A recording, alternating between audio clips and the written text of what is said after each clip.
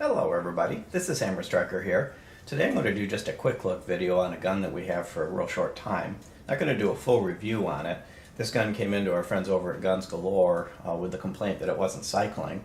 He cleaned it up, inspected it, couldn't find anything wrong with it, but his bullet trap isn't rated for the 270 WSM cartridge that this is chambered in. So we took it out to our outdoor range to test it. And it did, it ran flawlessly. But while we've got it, I'll show you a few things about it. This is a Browning bar, and they've got a wide diversity of guns in this model series. They're all semi-automatic. They are chambered in a number of different cartridges, all the way up to some of the bigger Magnum cartridges. This particular one is a short track, which is some of the shorter hunting cartridges, the 308 size cartridges. And they also have a long track that goes up into the much higher calibers. This particular one, the furniture is all wood. It's walnuts. This is real wood. It's all walnut furniture. They are assembled. This particular one was actually made in Belgium and assembled in Portugal, and that varies from model to model.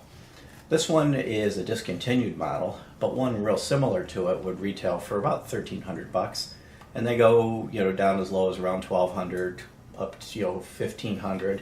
And then if you want to get their anniversary edition, they're around $3,000. So you could spend some serious money on one of these. They all come drilled and tapped for scope rings. This particular one doesn't have sights on it. It was designed to be used with a scope. Some of their models do have sights.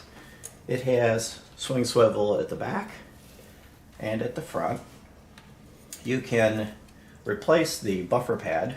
We noticed the recoil on this was actually pretty mild, even less than a 308.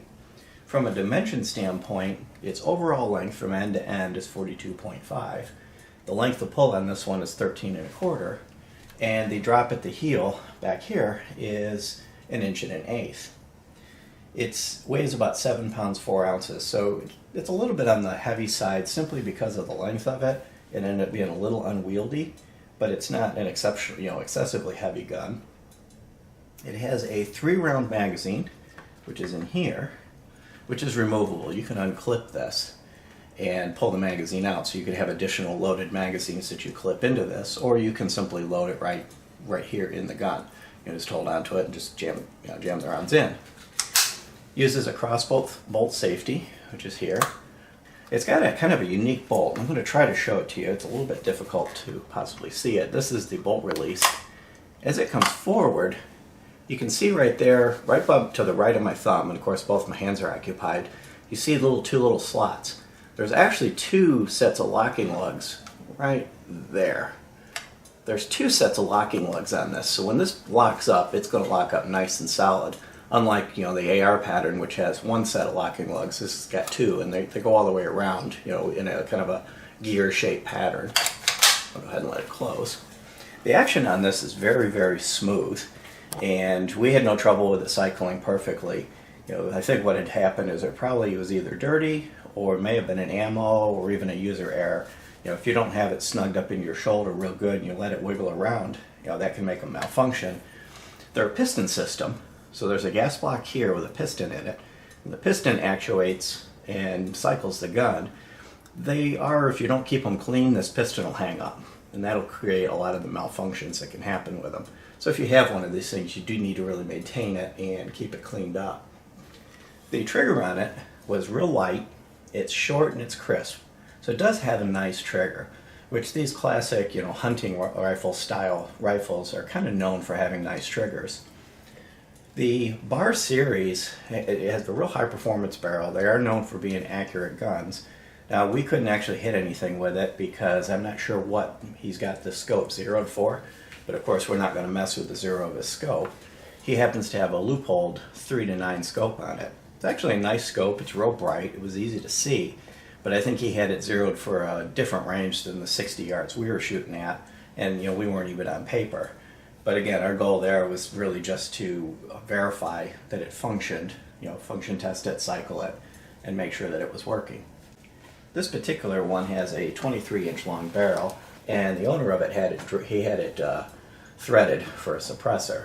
And that may or may not have had something to do with some of the malfunctioning issues. It's got a gas regulator, but it's not adjustable. So depending on the can you put on it, you may or may not have some issues with that. And it's got a 1 in 10 twist. overall, the 270 is a fairly popular, it's a capable hunting round. This gun's usefulness would be for, hunting or range use. Now I've set the gun down, so I'm going to go ahead and, show you, what the ammo looks like.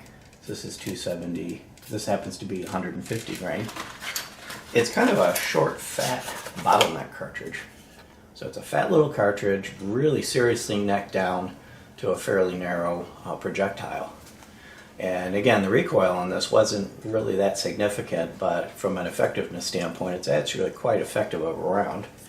I'll put that away and get these away before I handle the rifle any further. So anyways, just a quick look. You're not going to do a full review, but we had it. This isn't something that we're likely to buy. We tend to like more of the modern sporting style rifles, the Tavors and the ARs. So I figured while we had it, we'd do a quick opportunity to show it to you guys. If you like our videos, please give us a thumbs up, share, subscribe. Of course, check us out on Facebook, and have a great day. Thank you.